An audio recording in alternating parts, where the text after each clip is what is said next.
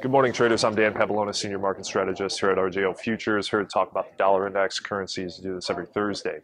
I want to look at a couple of things more specifically. The dollar has been trading in kind of the sideways channel. We broke above 95 last night. We broke down yesterday in trade. Today, it's just kind of either side of red or green in anticipation of GDP tomorrow. Whether that comes out bullish or bearish, I think ultimately we will continue to see an upswing in the dollar.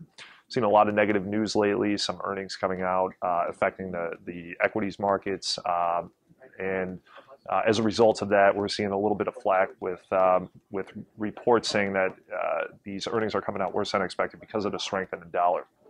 But if we look at domestic companies, they're doing a lot better than they have over the last several years because of the strength in the dollar, and I think that's a good thing for the U.S. economy in the long run.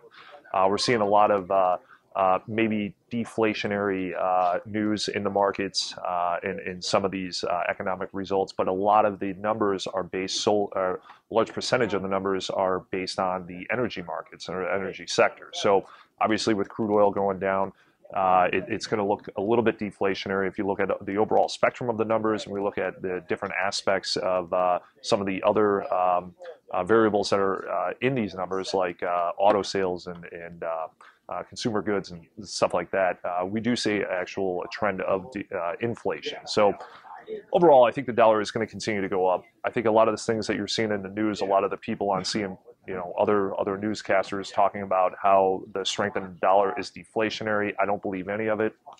I also think that there's flight to quality out of the Eurozone. I think we're going to see much more of that over the next several months because of Greece and because of Greece possibility of them restructuring, but then also contagion in restructuring France, Spain, and possibly Italy.